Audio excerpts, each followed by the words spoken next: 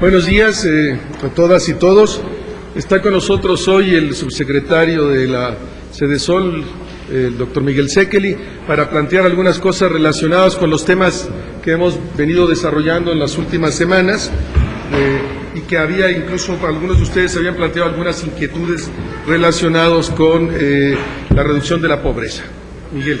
Muchas gracias. ¿Qué tal? Muy buenos días. Quisiera en particular tratar dos temas el día de hoy. Les vamos a distribuir algo de material hacia el final.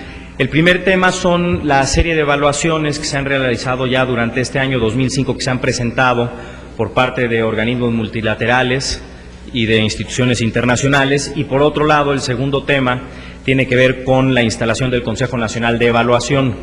Pasando al primer tema, su importancia es que durante el 2005, si hacemos el recuento de enero al mes de agosto, se han presentado ya 7 evaluaciones independientes por parte de organismos multilaterales sobre las condiciones de vida en México. Y cuando se ve ya el paquete completo de evaluaciones, hay algunas coincidencias y vale la pena tal vez decir algo acerca de cada una de ellas, y de hecho al final se les va a distribuir material en donde se precisan los resultados. Estas evaluaciones son de instituciones como la CEPAL, el Banco Mundial, el PNUD, que es el Programa de Naciones Unidas para el Desarrollo de Naciones Unidas, el UNICEF, la ONU y el Comité Técnico de Medición de la Pobreza. Son 3 evaluaciones que se han hecho sobre pobreza, 2 que se han hecho de otros aspectos del nivel de vida de la población y 2 sobre las metas del milenio. Y tal vez lo más importante de estas evaluaciones es que, aunque son evaluaciones relativamente recientes, ya es una batería bastante consistente de indicadores independientes. No son realizados por el gobierno, son realizados por estas 7 entidades, y ya es una práctica que está siendo bastante común en México en el campo de desarrollo social, que no se tenía hasta hace algunos años. Por ejemplo, recordarán ustedes que el PNUD presentó su informe de desarrollo humano, donde tienen un índice de desarrollo humano. Bueno, este es el segundo informe que se presenta, y de hecho en el 2002 México y Haití eran los únicos 2 países de América Latina en donde no se presentaban estos informes. Ya a partir de 2002 empezó. Con el Banco Mundial lo mismo, eran informes que se realizaban, los informes del Banco Mundial, pero eran informes que no se hacían públicos porque el gobierno de México no acordaba que se hicieran públicos. Entonces son evaluaciones nuevas algunas de ellas, y de las que ya se venían haciendo, como las del Banco Mundial, la gran diferencia es que ahora estos son datos públicos que se le presentan a la sociedad inmediatamente cuando se tiene ya el desarrollo de todo su análisis. Y brevemente voy a comentar cada uno de los 7. Los primeros 3, de hecho, que son el informe de la CEPAL, que se presentó el lunes pasado, el informe del Banco Mundial, que se presentó el miércoles pasado, y el informe del Comité Técnico de Medición de la Pobreza, que se presentó ya hace varias semanas. Los 3 informes hacen una medición de pobreza en México del año 2000, el año 2002 y el año 2004, y los 3 coinciden en 3 conclusiones. La primera conclusión es que para cualquier parámetro o metodología de pobreza que se utilice, de acuerdo a estos 3 informes, la pobreza en México entre el año 2000 y el año 2004 cayó de manera significativa. El porcentaje de población por debajo de un criterio establecido de necesidades que no se satisfacían y que en el año 2004 ya se cumplieron. Y uno de los resultados es que en el año 2000 había 24% de la población por debajo de lo que el Banco Mundial llama pobreza extrema o el Gobierno de México llama pobreza alimentaria. En el año 2002 esto se redujo a alrededor de 17%. En esto son consistentes tanto el estudio del Banco Mundial como el del Comité de Medición de la Pobreza, y CEPAL con otros parámetros también encuentra una caída en la proporción de personas que están en el nivel más bajo de ingresos de la población. Además, el Banco Mundial destacó que esta caída que se vio en México entre el año 2000 y 2004 es bastante más pronunciada que la que se dio en América Latina. De hecho, en América Latina se vio una pequeña reducción en la pobreza entre 2000 y 2003, pero si comparamos a México con el resto de los países de América Latina, según el informe del Banco Mundial, México es el país en donde con mayor rapidez se ha dado esta reducción en la pobreza a partir del año 2000. Además de estos 3 indicadores de pobreza que se refieren al ingreso de la población, hay otros parámetros para evaluar la evolución de las condiciones de vida, como por ejemplo el Índice de Desarrollo Humano de Naciones Unidas, del PNUD, que además de ingreso incluye educación y salud. Ese es uno.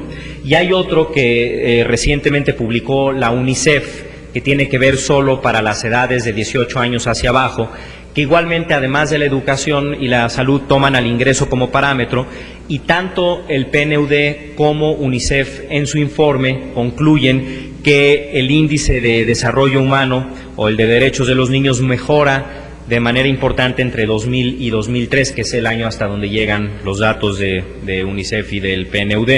En particular, el informe mundial de Naciones Unidas, no el de México, sino el mundial, lo que apunta es que México tuvo un mejoramiento en su índice de desarrollo humano, y con este mejoramiento pasa a pertenecer al grupo de países con desarrollo humano alto en el mundo.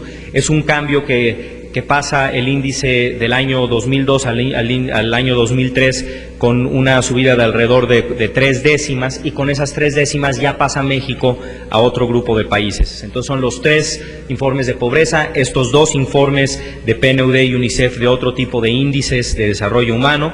Y las últimas 2 evaluaciones que también se han presentado recientemente en México son evaluaciones que tienen que ver con el cumplimiento de las metas del milenio. Recordarán ustedes que las metas del milenio incluyen parámetros de pobreza, de educación, de salud, de medio ambiente y de otras variables. En el caso de de este tema, las 2 evaluaciones son una, la que presentó nuevamente la CEPAL la semana pasada, el lunes pasado, y la otra es un informe que presentó Naciones Unidas y que se presentó hace algunas semanas aquí ante el presidente de la República, en donde Naciones Unidas evaluaba el progreso de México con respecto a las metas del milenio. Tanto el informe de la CEPAL como este de Naciones Unidas coinciden en que México va cumpliendo de manera satisfactoria prácticamente todas las metas, y en el caso de la CEPAL tal vez los 2 datos más relevantes son, primero, que México registra un avance de 75% en el cumplimiento de la meta del milenio. Lo que se esperaría para México a estas alturas es que hubiera cumplido ya alrededor de 55% de la meta. Lo que se ha cumplido es el 75% de la meta, y con esto México es el 4º país con mayor avance en cumplimiento de las metas del milenio. Este dato es además importante si lo vemos en la perspectiva de los últimos 10 años y lo comparamos con un país como Chile. Chile es el país en América Latina que más ha avanzado en reducir la pobreza con respecto a las metas del milenio, tomando como punto de referencia el año 1990. Chile, a diferencia de México, tuvo una reducción de la pobreza bastante sistemática año con año. Se han visto, es bastante suave la curva de reducción de la pobreza. La gran diferencia con el caso de México es que si tomamos como parámetro 1990, hubo un fenómeno en la mitad de la década que cambió la perspectiva totalmente, que es la crisis del 95, con lo cual los niveles de pobreza se dispararon hacia arriba, crecieron. Las estimaciones que tenemos es que el costo de la crisis de un año a otro, si tomamos 94 y lo comparamos con 96, solamente en ese periodo aumentó el número de pobres en México en alrededor de 16 millones de personas. Y a partir de 96 es donde se empieza a dar el descenso, y en particular entre 2000 y 2004 los avances que reportó el Banco Mundial y la misma CEPAL llevan a que México sea uno de los 4 países con mayor avance. Y por eso el contraste con países como Chile es importante, porque no es una mejora que se haya ido dando sistemáticamente por varios años, sino es en particular concentrada en los últimos años. Y Naciones Unidas, en el 7º de estos informes que he mencionado, hace un recuento del progreso en las 12 metas del milenio, de cómo México ha avanzado en las 12 metas del milenio, y lo que encuentra es que en 7 de esas metas ya están prácticamente cumplidas o están a punto de cumplirse. 4 de las metas, si se sigue la tendencia que se lleva, se podrán cumplir sin ningún problema, y hay una meta en particular que es la mortalidad infantil, en la que se requiere un esfuerzo adicional por parte del Estado mexicano, no del gobierno federal solamente, sino del gobierno federal, los estados y los municipios, para poderla cumplir. Ese es el primer tema que quería compartir con ustedes, las 7 evaluaciones sobre las condiciones de vida que se han realizado en México. Son 7 evaluaciones de organismos independientes. Y el segundo tema que quisiera comentar, y que también se va a distribuir material en un sobre al final de la presentación, es la instalación del Consejo Nacional de Evaluación. La secretaria Vázquez Mota el miércoles pasado anunció que ese día, el miércoles, precisamente el miércoles 24 de agosto, se publicó el decreto de creación del Consejo Nacional de Evaluación. Este es un decreto que se desprende de la Ley de Desarrollo Social, que fue publicada a principios del año 2004, y es un decreto en el que se establece ya la forma como va a operar este Consejo Nacional de Evaluación. Es un consejo independiente, autónomo, y se conforma por 6 académicos independientes que serán electos a partir de un proceso que se inicia precisamente el día de hoy. El día de hoy tendremos una reunión de la Comisión del Consejo Nacional de Desarrollo Social. El Consejo es el que reúne a los secretarios de Desarrollo Social, al Legislativo, al Ejecutivo, es el sector de Desarrollo Social en México, se reúne hoy y, entre otras cosas, se iniciará la convocatoria para elegir a los 6 académicos que formarán parte del Consejo Nacional de Evaluación. Hay 2 temas sobre este consejo que es importante resaltar. El primero es los tiempos. La Ley de Desarrollo Social se aprobó en enero del año 2004 y la Ley de Desarrollo Social estableció en enero de 2004 que se daba un plazo de 180 días para publicar todos los decretos de creación de los diferentes órganos que establecía la ley. De hecho, esos 180 días se cumplieron alrededor del mes de julio del año 2004. Estamos un año después, un poquito más de un año después, publicando este decreto. Y quiero comentarles el motivo del retraso de un año por el que se publicó este decreto hasta hoy. El motivo es que, a diferencia de lo que se hace tradicionalmente, que es que cuando sale una ley y luego es el gobierno federal, el Ejecutivo, el que hace el reglamento, en este caso el Ejecutivo, la Secretaría de Desarrollo Social, tuvo una propuesta de reglamento y, en acuerdo con las diferentes fracciones parlamentarias, con las organizaciones de presidentes municipales, se acordó que en vez de publicarlo unilateralmente, como es su facultad, lo que sería es someter a un proceso de discusión con las fracciones parlamentarias y los otros actores el contenido del reglamento. Esto es una facultad del Ejecutivo que, por este acuerdo, se tomó realizar esta discusión. Esta discusión tomó prácticamente un año en realizarse y los últimos comentarios que se recibieron de propuestas de modificaciones del decreto fueron precisamente el 20 de enero del año 2005, es decir, un poco más de un año después de la aprobación de la ley. Si contamos a partir del 20 de enero de 2005 y vemos cuándo se publicó el decreto, es prácticamente los 180 días que establece la ley. Ahora, estrictamente, si vemos lo que decía la ley establecía un año después de la publicación de la misma ley, pero el retraso se debió a esta discusión. Entonces, se está publicando ya el decreto. Hoy es la primera reunión para establecer ya la convocatoria de los 6 académicos. Ese es el primer aspecto importante de la ley. Un segundo aspecto importante de la ley es que, como muchos de ustedes saben, el procedimiento jurídico para establecer un reglamento es que hay por encima del reglamento 2 instancias. La primera instancia por arriba es, por supuesto, la Constitución, y la segunda instancia jurídica por encima de un reglamento es la propia ley.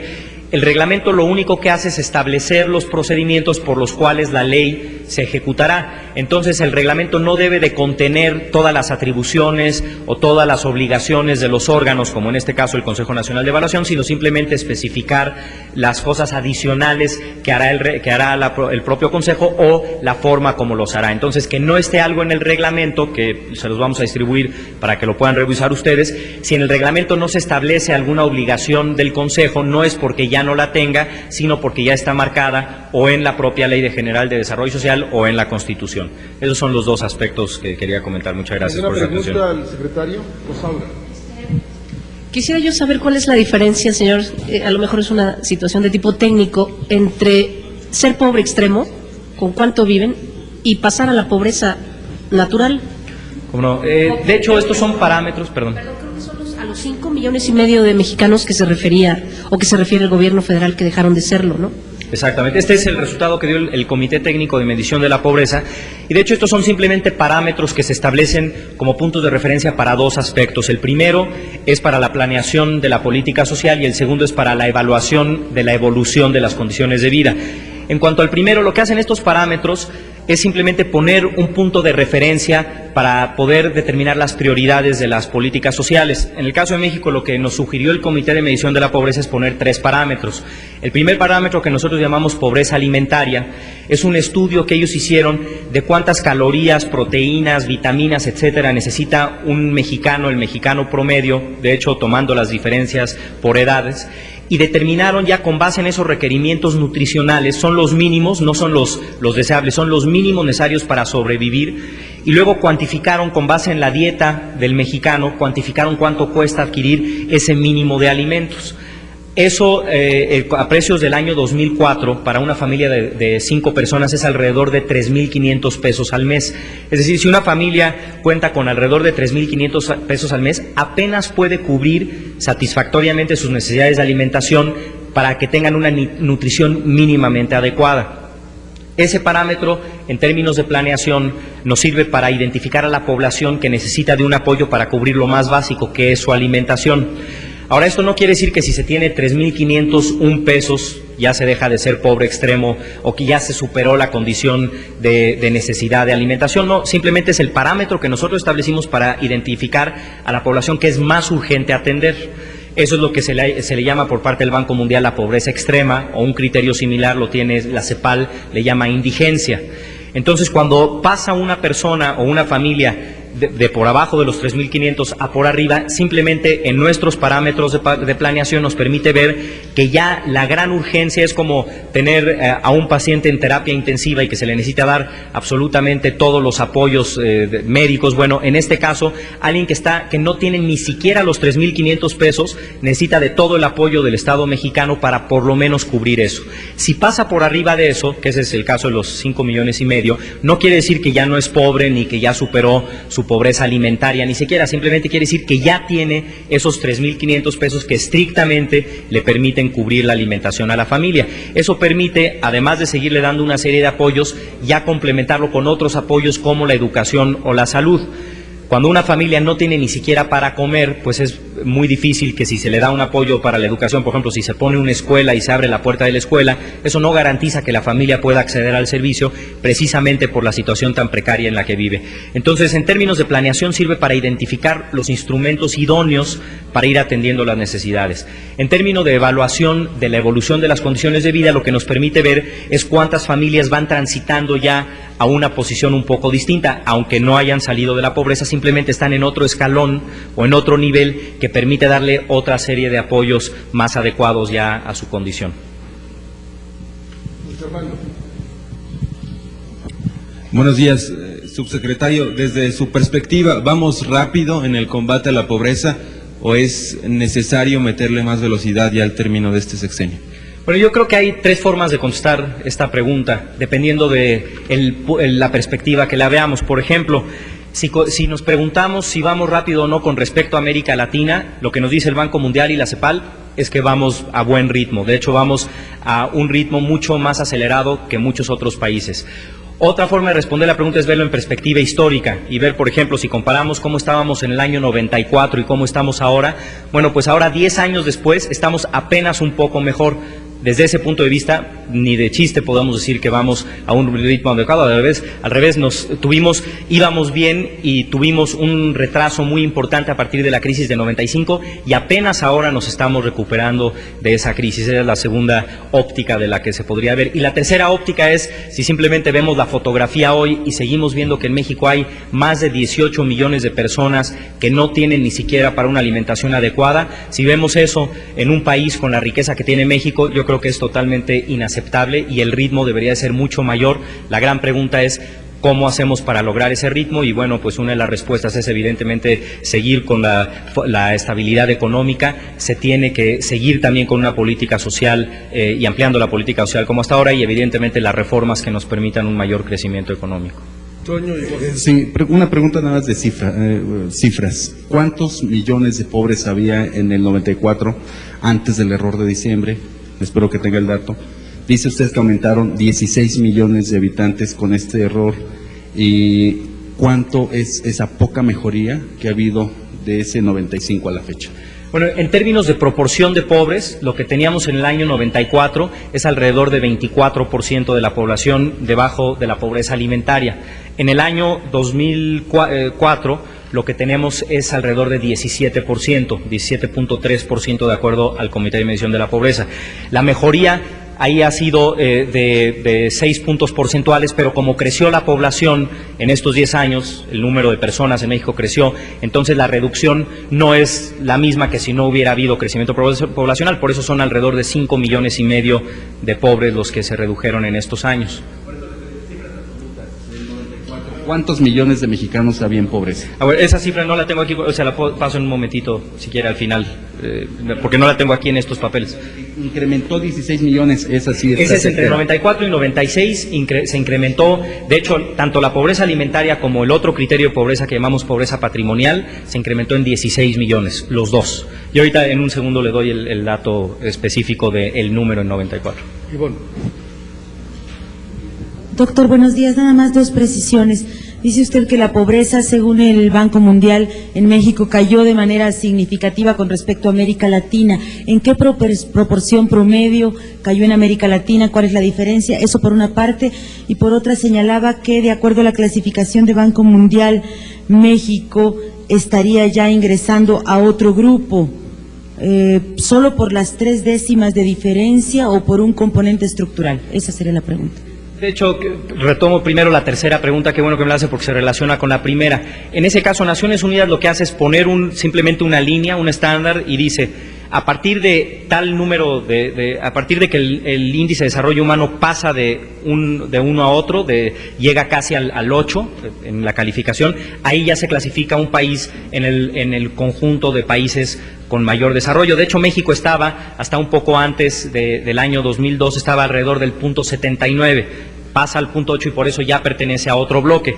No es un cambio estructural en ese caso, es simplemente que ha ido aumentando el índice consistentemente desde el año 2000 y se parece al caso de cuando hablamos de pobreza alimentaria, etcétera, que simplemente son puntos de referencia, son parámetros que nos permiten ver que ya se pasó a otro nivel o a otro tipo de países con otras condiciones. En cuanto al Banco Mundial, lo que el Banco Mundial mostró el miércoles que hizo su presentación es que en el año 1999, tanto en América Latina como en México, aquí coincide el dato casi exactamente, había 25% de personas por debajo de $2 diarios, que ese es un criterio del Banco Mundial. Era el porcentaje de población que no cuenta con un ingreso suficiente como para lograr los $2 diarios. Esto coincidían, de hecho, si retoman, se los vamos a distribuir en el material que les va a llegar, ahí van a ver que en el año 99 coinciden exactamente México y América Latina.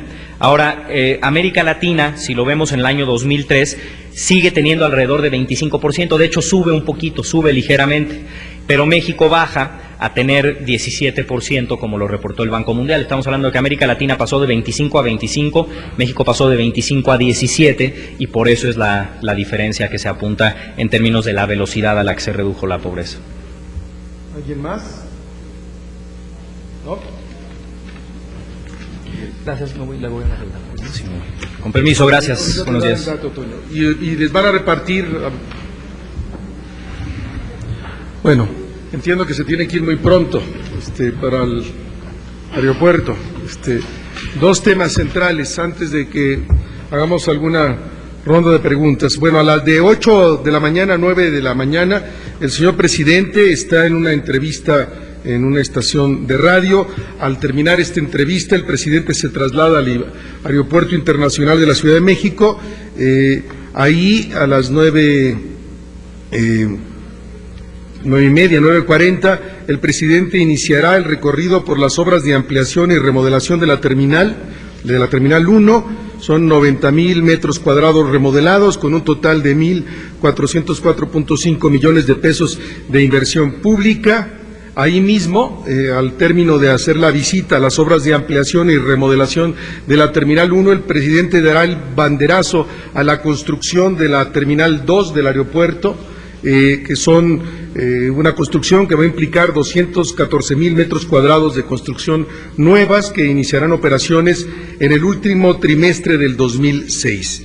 El total de la inversión federal para la Terminal 2 será de 5,400 millones de pesos.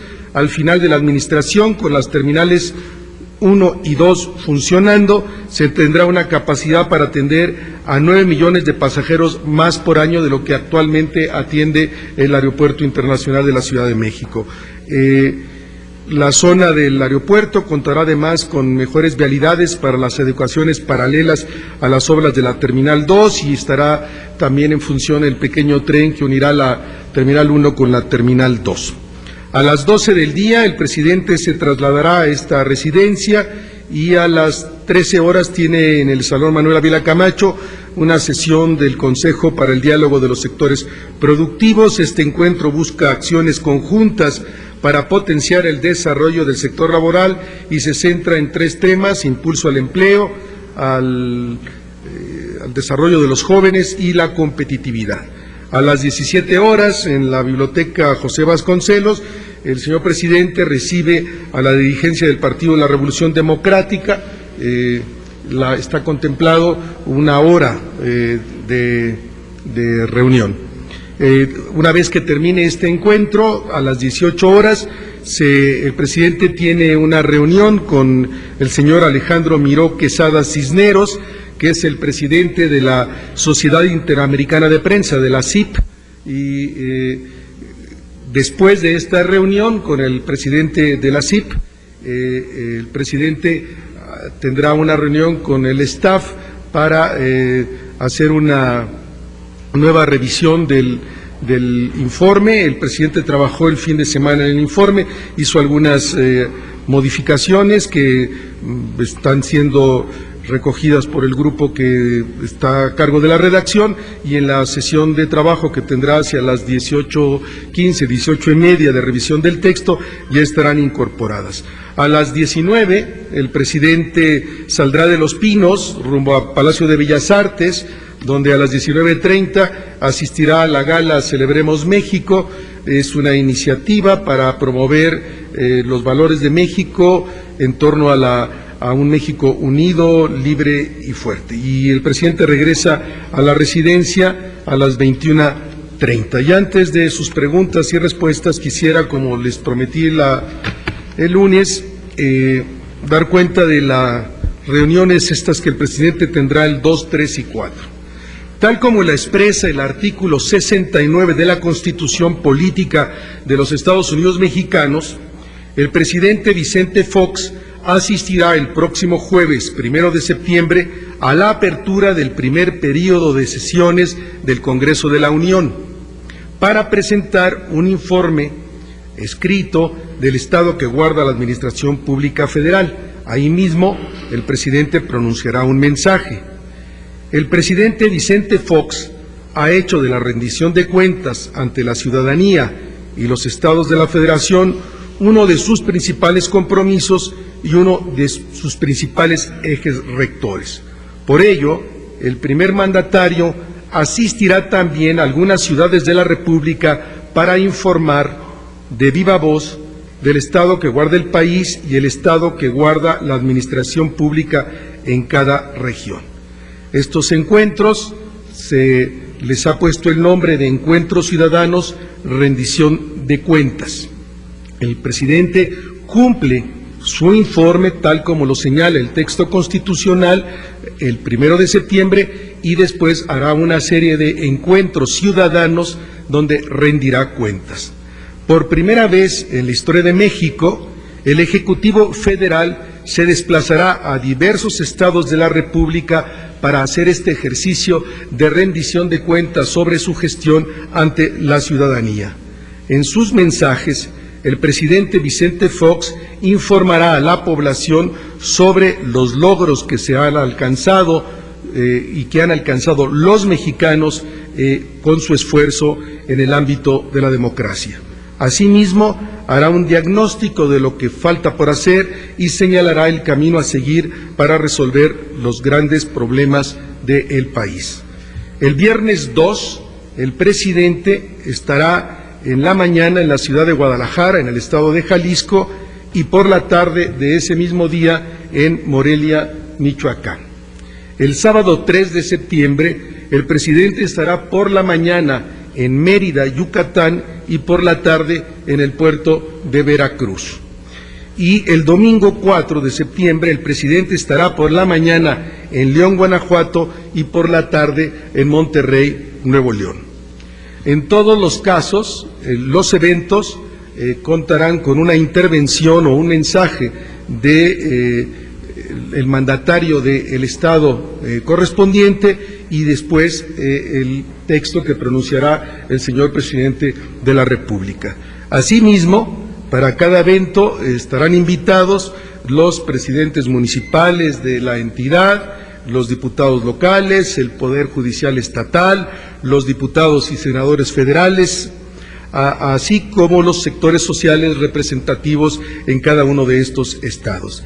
De esta manera, el presidente de la República reafirma su compromiso con el federalismo y también con la transparencia y la rendición de cuentas. Carmen. Gracias, buenos días. Después de esta serie de señalamientos que se hicieron respecto a los mensajes, los spots del presidente, donde el señor Emilio Chuaifet le hizo señalamientos al presidente y usted le respondió, nuevamente el señor Chuaifet dijo que no estaba haciendo alusiones personales al presidente, sino que estaba haciendo señalamientos absolutamente objetivos, dijo él. Quería saber si ustedes van a cerrar ya ese círculo o van a responderle. Y me gustaría saber también, hay un debate todavía en el Congreso sobre quién va, qué partido, qué fracción va a responder el informe del señor presidente. Teóricamente le corresponde al PRD, pero hay un jaloneo ahí. Quisiera saber si a la presidencia le importa qué fracción le responde y si particularmente le presiona que fuera el PRD en este caso. Y tres, sobre estos informes o mensajes que va a emitir el presidente, si no tienen en ningún momento o si tienen algún sentido electoral o de promover precisamente los logros de la administración Fox con el fin de apoyar de alguna manera al partido, al PAN, pues. Sí, comienzo con la tercera. De ninguna manera tienen ningún sentido electoral, tienen y se inscriben en esta nueva realidad democrática donde la presidencia de la República, donde rinde cuentas a la ciudadanía.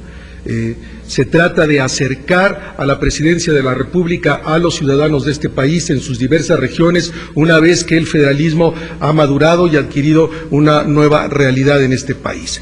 Dos, es una decisión de la Cámara de Diputados, quien responde al señor presidente de la República. La presidencia de la República respetará en todo la decisión que tome la Cámara de Diputados.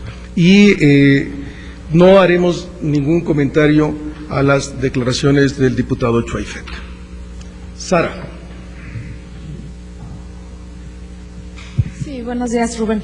Quisiera saber qué responde el gobierno mexicano a las declaraciones del comandante Fidel Castro en el sentido de que el gobierno de Vicente Fox está alentando la migración y, por otro lado, saber si ya hay más agenda del presidente con los partidos políticos, si ya hay más reuniones. Gracias. No respondemos nada al señor comandante Fidel Castro. Y dos, solo está concertada la reunión que ustedes conocen para el día de hoy. Todavía no se ha concertado la reunión con el PRI. En su momento informaremos. Gracias. Tres inquietudes cortitas. Muchas gracias. El señor presidente tiene previsto ir próximamente a Canadá a hablar básicamente de energía y, si es cierto, qué tópico específico de la situación energética abordará en Canadá. Dos, de cara al quinto informe, quisiera saber si nos puede anticipar, digamos, el tono que el señor presidente le dará a su gestión en el ámbito internacional y básicamente en cuanto a las relaciones exteriores con Estados Unidos en el último año. Y tres, que le presentará México al presidente de la CIP, la Sociedad Interamericana de Prensa, en cuanto a la situación de los periodistas en México y específicamente sobre el caso del colega Jiménez Mota de Hermosillo, Sonora. Muchas gracias. El presidente asiste en este mismo mes de septiembre a las Naciones Unidas, como ustedes saben, en 13, 14, 15 del mes de septiembre. No está contemplado ahorita en este momento una reunión en Canadá, en su momento se informará. Está absolutamente confirmada su asistencia a Naciones Unidas en las fechas que he propuesto. El informe hará un recuento como ya hemos dicho, en el marco de un mensaje a la nación, de un mensaje de carácter político, de reflexión a la nación sobre los diversos temas que importan a la sociedad mexicana. Y en relación al encuentro que fue solicitado por la CIP, pues el presidente de la República escuchará los planteamientos que haga la presidencia de la CIP, nos importa mucho, estamos muy interesados en esta reunión, y el presidente a su vez dará cuenta de las acciones que ha desarrollado, en particular la Procuraduría General de la República, en protección de los periodistas. Patricia. Es solo sobre un tema de seguridad. Hoy se da a conocer un operativo, una operación, señor, que se llama Escudo Comunal, el cual consiste, como usted debe de saber, espero que me dé más información sobre esto, que Estados Unidos deporta a pandillas que tienen actos ilícitos y que los revuelven para acá, que son mexicanos, guatemaltecos, hondureños. ¿Tiene alguna información sobre este operativo? ¿Qué es lo que pretende exactamente? No me queda muy claro. ¿Cuál sería la opinión de la presidencia? A nosotros tampoco nos queda muy claro lo que plantea un periódico el día de hoy. Parece ser que son unas declaraciones de un funcionario del estado de Chihuahua. Habría que preguntarle a él. El gobierno de México no tiene ninguna información sobre ese punto en lo particular. Sí. Reinaldo, Jorge Armando. Sí, buenos días. Intervendrá la Secretaría de Gobernación para solucionar el conflicto del transporte en el Estado de México, ya que ha causado muchos problemas y pues este paro dice que va a ser indefinido si no se da solución a sus demandas. ¿Qué piensa la presidencia sobre este asunto? Corresponde al Estado de México resolver este problema. Si hay una solicitud del Gobierno del Estado de México para que intervenga la Secretaría de Gobernación o la Secretaría de Trabajo o cualquier otra dependencia federal, desde luego que lo haremos, pero corresponde al Gobierno del Estado de México la solución de este problema. Jorge Armando. Buenos días. Rubén, ¿qué puntos le interesan abordar a la Presidencia de la República en este encuentro con la dirigencia del PRD? Y si para la Presidencia es muy importante reunirse con la dirigencia del PRI antes del informe de gobierno. Para la Presidencia de la República es importante reunirse con todas las fuerzas del país en todo momento. Fue el PRI el que en su momento suspendió esta reunión por problemas de agenda. Esperamos que se pueda reabrir. El diálogo entre los actores políticos es indispensable para facilitar las tareas de gobierno, para encontrar solución a los grandes problemas nacionales, para ubicar la agenda legislativa en una sociedad donde hoy realmente existen los poderes. La reunión con el Partido de la Revolución Democrática para la Presidencia de la República se inscribe en esta importancia que concedo a los diversos actores políticos que participan en la realidad política del país. Presidencia de la República está interesada en una amplia gama de temas, proponer entre otros temas relacionados con la agenda legislativa. El Ejecutivo Federal considera que sigue siendo indispensable para el país entrar a la segunda generación de reformas, que son las que pueden permitir que el país avance con más rapidez en diversos frentes. Por eso la importancia de sacar adelante la reforma de seguridad y justicia, las reformas estructurales, y interesa establecer un diálogo abierto para escuchar también los planteamientos que ofrezca el Partido de la Revolución Democrática.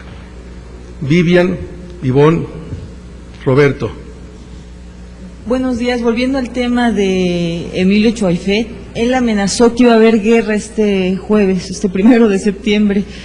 Y bueno, mi pregunta sería, si siguen las amenazas o simplemente ante esta amenaza, ¿no habría la posibilidad de que el presidente mandara por escrito el informe? Ninguna posibilidad. El presidente estará ahí el 1 de septiembre cumpliendo con su obligación, y lo que pueda decir o no decir este señor diputado del PRI, pues que él se responsabilice de sus dichos, no más. Ivonne. Rubén, a juzgar por la tendencia que han tenido los informes de gobierno año con año, las interpelaciones siempre suben de tono. ¿Está preparado el presidente de la República para un encuentro todavía más fuerte que el que sostuvo hace un año? Y si deliberadamente la Secretaría de Gobernación o el presidente mismo estaría buscando pedirle a las fuerzas políticas que esto no ocurra? La Presidencia de la República espera civilidad y un diálogo de altura por parte de los diputados, pero en último término ellos serán responsables de su actitud. La Presidencia de la República espera de ellos espera de ellos un clima de concordia que haga capaz de que el señor presidente, en un ánimo de diálogo entre los diversos poderes de la Unión, se pueda plantear la intervención del señor presidente, pero en todo caso el señor presidente siempre estará listo para responder y hacer frente a cualquier circunstancia. Sí, la Secretaría de Gobernación ha estado hablando con los partidos políticos, solicitando su buena disposición para que en el marco de la rendición del quinto informe de parte del señor presidente de la República, pueda haber un clima de civilidad, de diálogo, de altura, que es lo que la ciudadanía espera de sus representantes elegidos a nivel popular. Mil gracias, nos vemos, ya se tienen que ir, muchas gracias, hasta luego, nos vemos mañana. Viene Xochitl mañana a explicar el programa 50 de los municipios más pobres de